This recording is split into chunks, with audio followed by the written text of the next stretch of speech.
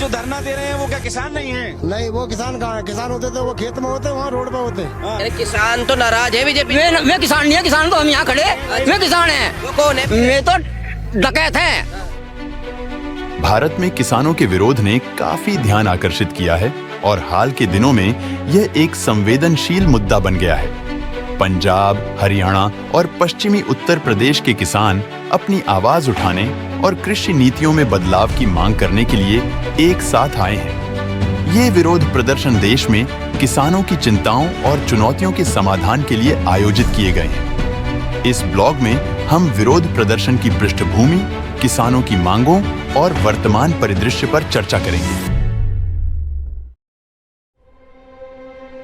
किसानों का विरोध 13 फरवरी को शुरू हुआ, जब पंजाब, हरियाणा और पश्चिमी उत्तर प्रदेश के किसान दिल्ली चलो नारे के तहत रैली करने के लिए दिल्ली में एकत्र हुए। यह विरोध पिछले 2 वर्षों में राष्ट्रीय स्तर पर कई किसानों के विरोध प्रदर्शन के बाद आया है। हालिया रैली में बड़ी संख्या में किसान अपने अधिकारों की मांग कर रहे हैं और सरकार की नीतियों के खिलाफ प्रदर्शन कर रहे हैं। किसान विरोध 2.0 में देखा गया एक उल्लेखनीय पैटर्न इन विरोध प्रदर्शनों का समय है। वे अक्सर प्रमुख राष्ट्रीय घटनाओं के साथ मेल खाते हैं, जिससे उनके वास्तविक उद्देश्य के बारे में प्रश्न उठते हैं। उदाहरण के लिए, राम मंदिर को जनता के लिए खोलने के ठीक 4 दिन बाद नोएडा में विरोध शुरू हो गया। ये पैटर्न इस बात पर संदेह पैदा करते हैं कि क्या विरोध वास्तव में किसानों के अधिकारों के लिए है या क्या वे आगामी 2024 चुनावों को प्रभावित करने के लिए राजनीति से प्रेरित हैं। किसानों की मांगों को समझने के लिए हमें सबसे पहले 2020 में पिछले किसान विरोध प्रदर्शन की मांगों को दोहराना होगा।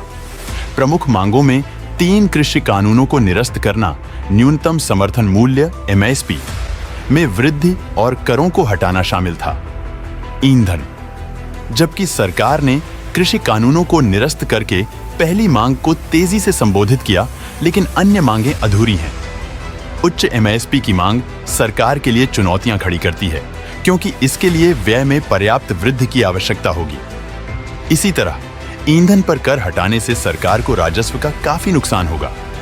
हालांकि इन मांगों का उद्देश्य किसानों को लाभ पहुंचाना है, लेकिन उनकी व्यवहार्यता और देश पर समग्र प्रभाव के संदर्भ में जांच की जानी चाहिए। विरोध का समय देश में आगामी लोकसभा चुनाव के साथ मेल खाता है, जो 3 महीने में होगा। जाहिर है कि ये विरोध प्रदर्शन राजनीतिक कारकों से प्रभावित होंगे।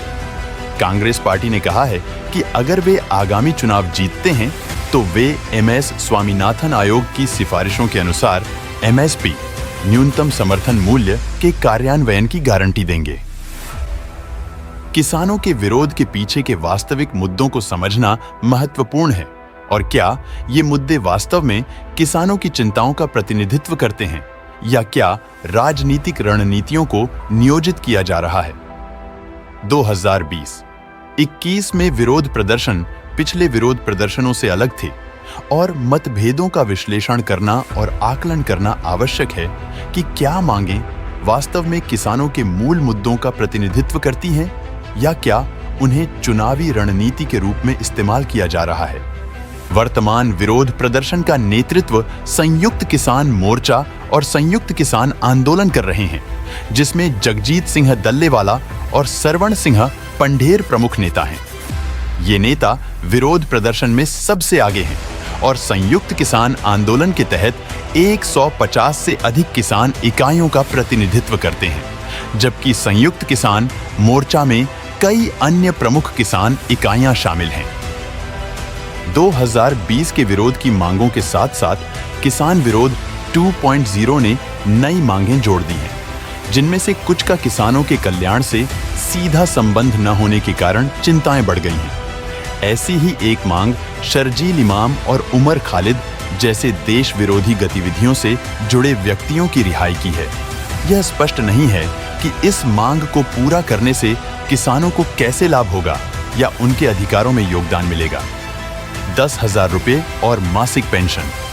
58 वर्ष से अधिक आयु के किसानों के लिए 10,000 सरकार के लिए महत्वपूर्ण वित्तीय चुनौतियां हैं, जबकि किसानों का कल्याण महत्वपूर्ण है, निष्पक्ष और संतुलित दृष्टिकोण सुनिश्चित करने के लिए इन मांगों की व्यावहारिकता और निहितार्थ का मूल्यांकन करना आवश्यक है।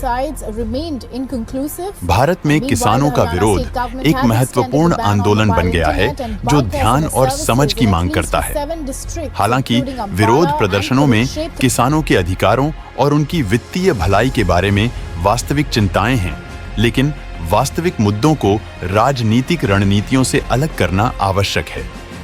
चल रहे विरोध प्रदर्शनों के साथ सरकार और किसानों के लिए बातचीत में शामिल होना और आगे बढ़ने का एक रास्ता खोजना महत्वपूर्ण है जो किसानों की मुख्य चिंताओं को संबोधित करता है और बदलते कृषि परिदृश्य में उनकी समृद्धि सुनिश्चित करता है।